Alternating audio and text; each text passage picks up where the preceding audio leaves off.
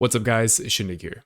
So the first round of ICC PTR just came to an end, and with it, many guilds and players had the opportunity to go in and experience some of these fights for the first time on the Wrath client. Myself included, I ran with my guild and we did a full 25-man normal clear, doing everything short of Lich King. I think our best pull in LK had us pushing just into phase 2. I also spent a bit of time doing 10-mans, both normal and heroic. With that experience, and sort of as an extension to my boss guide series, I thought it would be interesting to look back on some of these fights, but this time place specific emphasis on points of significance during these encounters that I believe will help enable guilds to more efficiently progress these encounters. So, well, what exactly do I mean? When I made the boss guide series, it was entirely theorized by looking at other people's YouTube videos, YouTube guides, online forums, and none of that was my own experience. So now having done the PTR, I think there's a certain level of insight that I've gained, which I want to kind of share with you. And hopefully this will, again, enable guilds and raid teams to have better, more efficient progression. So without further ado, I thought we'd get started with Sindragosa. So this is footage from our 25-man normal attempts on Sindragosa on the PTR. Specifically, we're looking at one of our Holy Paladins POV here, and I'm going to use this as kind of the footage to highlight some of the examples of the points I'll cover. Note that before we get started, I believe the points I'll discuss are applicable for both the normal and heroic versions of this encounter. However, if there are any differences between the two, I'll try to differentiate between them as we go. So the first one I wanted to cover is that your damage does not matter. And to a significant degree. And the sooner you can communicate this to your raid on this fight, the better. Being able to learn and correctly execute mechanics like permeating cold, or instability from Unchained Magic will prove infinitely more valuable than any early optimization of your DPS. To that end, I would suggest relaying to your raid some kind of hard limit to stacks. And it can be arbitrary. The number I ended up using for our run was melee cannot go above 5 permeating cold stacks, and ranged can't go above 4 instability stacks. And then that number was reduced by 1 when we entered phase 3. So the reason for this, again, is because this fight is so far from being a DPS check, especially on normal. Mechanics will wipe your raid for the first 10-15 pulls, hands down, every time. Your damage, really, you don't even want to think about optimizing your damage until you're much later into the fight, maybe on heroic, right?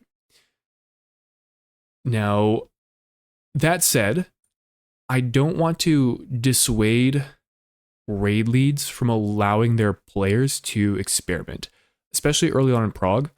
There are classes that have the ability to go higher than this number of stacks and live. And I think you want these players to experiment with this, especially early on. And I'll speak from the example of playing a rogue. I can press Cloak of Shadows and it instantly resets my stacks. So therefore, I generally go a little bit higher in stacks before resetting them, knowing that I will be safe.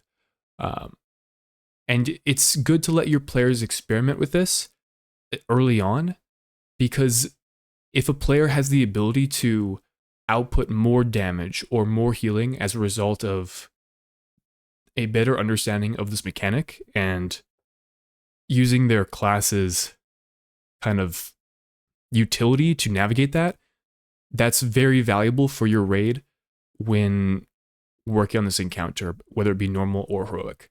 So have some flexibility, but it's good to communicate a kind of hard limit for those classes that don't have that flexibility, or for those players that aren't as confident or comfortable with pulling off said tech, right? For the rogue, it's fairly easy, but there are other classes where it's a little bit more tricky. Maybe a Shadow Priest is going to build very, very high stacks of instability and then press Dispersion and go blow up in their disperse damage reduction state, which is good. On heroic, they need to be mindful that they're not doing that during a blistering cold, right? When they're going to get gripped in and then explode on the raid for massive AoE damage. And that's something your raid is going to have to navigate and kind of figure out. But sort of on that same talking point, blistering cold is one of the most important abilities as a raid lead to communicate. And this is especially even more so on heroic, but the grip and run mechanic makes it so that every class needs to essentially stop what they're doing and move for at least a 3 to 4 seconds. For some classes, this is less detrimental to their performance than others, but this generally means that your raid is going to be taking a lot of damage and you're not going to have much output to recover from that until the raid is out of the 25-yard radius. And then again, on heroic, this is especially important to communicate for casters such that they don't have stacks of invincibility that will explode after being gripped. So maybe something like, all right, we're 10 seconds away from blistering cold. Think about your invincibility stacks, right? Just sharing that awareness can go a long way with making this encounter easier to handle. Now, the next thing I want to cover is running more healers may be the move. Our guild ended up running 5 healers when we killed this boss, but in hindsight, running 6 or even 7 healers would have proved so much more helpful. And this just gives you that much more leeway to survive, especially in phase 3, when there's a lot of raid-wide damage going out, and a lot of your healers aren't able to cast because of Unchained Magic. On normal, this Enrage timer, the 10-minute Berserk, is extremely forgiving. I think in our kill attempt, we ended up killing it with like 2 minutes before the Enrage, and we had 5 people dead for the entire phase 3. So it's not a DPS race or a difficult DPS race to beat, especially if you're only getting 2 air phases before pushing into phase 3. It's just a matter of surviving. So more healers, very good for this fight, especially for prog. Then I want to talk about air phase.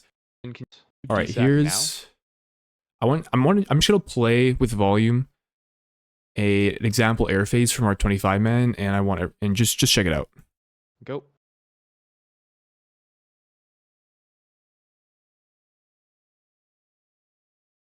Left side.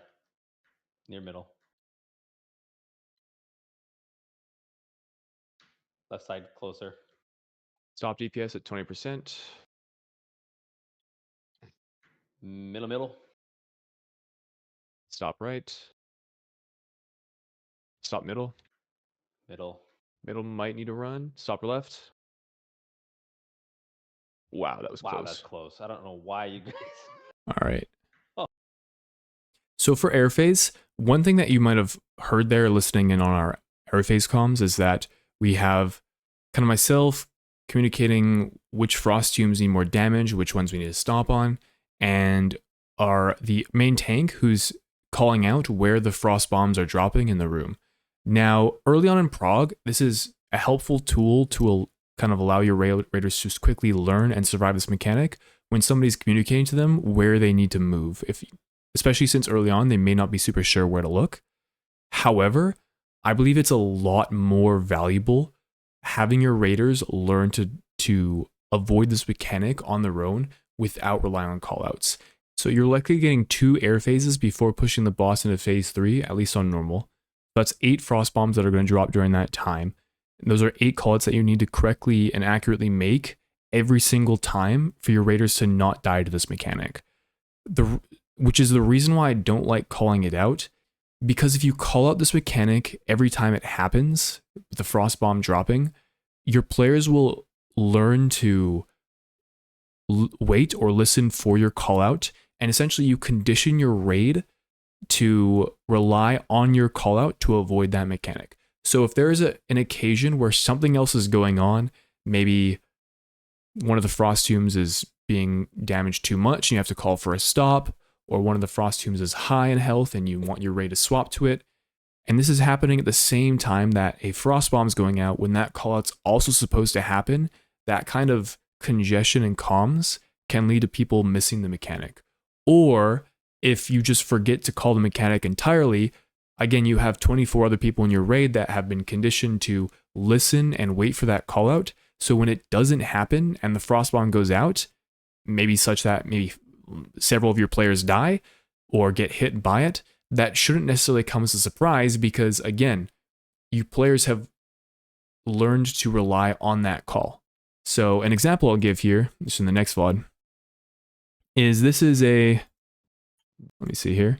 So air phase, when the frost tombs go out, and there's some stuff that's going on right off the bat. And you're going to notice that if you look in the raid frames, a lot of people get hit by this first frost bomb because it doesn't get called. So just listen in. Diamond is Zay. Zay, you're a bit close to middle. Was good enough though. Tank is gonna die if we don't break him early. There, so you see, we have got.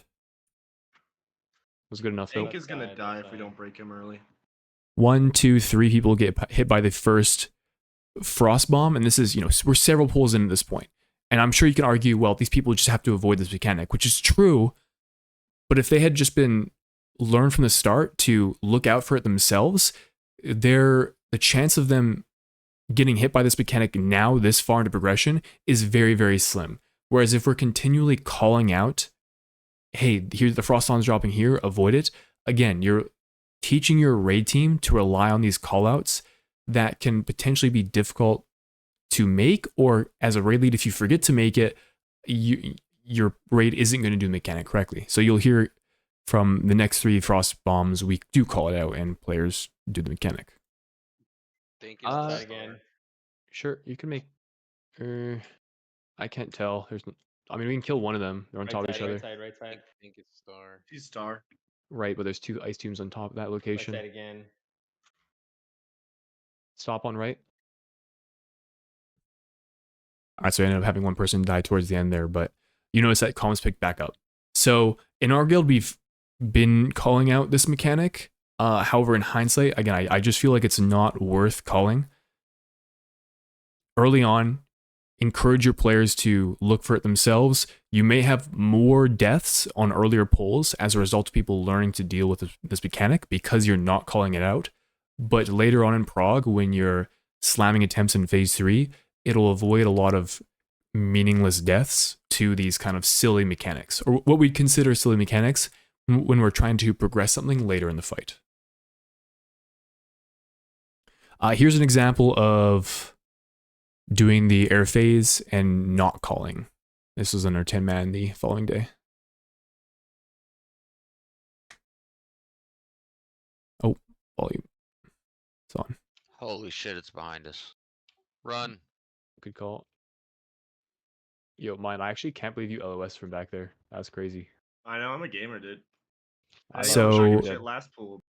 We essentially, I mean, I had to check the volume was on there at the beginning, but yeah, I just don't call out the frost bombs and people avoid the mechanic. You did hear that one of our raiders called for the frost bomb being behind us, and in kind of like extreme, unlikely scenarios like that, I think that's a good call to make. There were cases in our 25 man the other day where the frost bomb would almost be inside of a frost tomb. I don't know whether or not that's supposed to happen, but communicating kind of an extreme situation like that or an edge case is a good thing. But trying to free up comms and have players learn this mechanic on their own can be quite helpful for getting more attempts in that are deeper in the boss's percent health, essentially. So, last thing I want to cover is the phase 3 frost tomb location. And the point I'm going to make here is always assume your raid is clueless when it comes to the frost beacon positioning. Now, we were doing the side-to-side strat here, where we want to drop a frost tomb, hit it for a little bit, keep hitting the boss. A second frost tomb comes out, the person places it over to the left, and then we kill that frost tomb.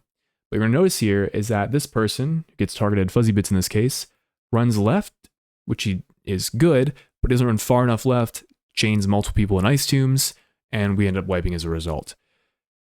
Moral of the story here is just always assume your raid is clueless, especially if you're in the position as a raid lead and you know where these raid tombs need to go.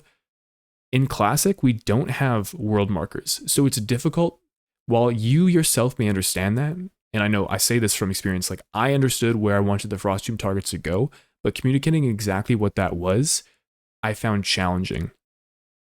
So what you'll see we do here, and somewhat hilariously, is we have one of our rogues drop white smoke flares at the exact positions we want our raiders to stack. And the moment we did this, we killed the boss. And really what this boiled down to, for this strategy in particular, is having good positioning. Once we were able to make that explicit, where it was obvious where people needed to move to, we removed the ambiguity of not knowing where to go, and hence removed a pretty significant difficulty spike from this encounter. And we were able to kill the boss as a result. So I'll show a little bit of the Frost Beacon going out and kind of what that looks like here.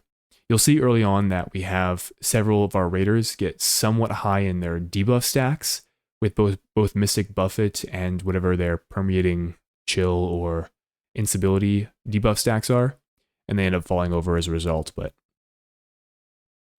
after these, we have like 3 or 4 deaths, we get in the rhythm, start killing the ice tombs, and it just becomes clockwork. Now note that in our kill attempt, this being the normal version, the instability stacks don't result in an AoE explosion, which is why you see everyone just stacking up here. There would be some variation there that your raid would need to navigate and kind of figure out. But that's not really a point I want to kind of get into too much detail here in this video. Specifically, just make sure the Frost Tomb positions are clear and concise, and your raiders will have a much higher success rate of dropping the Frost Tomb in the position that you want them to. But that's it. That's everything I wanted to cover. Also, I'd be interested to hear if you found this video helpful or would want to see something similar for a different boss. Comment below what boss you would be interested in seeing. I'm not really sure what direction I want to go with this, but if people have suggestions or things they want to see covered in more detail, I'd be happy to talk a bit more about it. So anyways, that's it for me. I will see you guys around.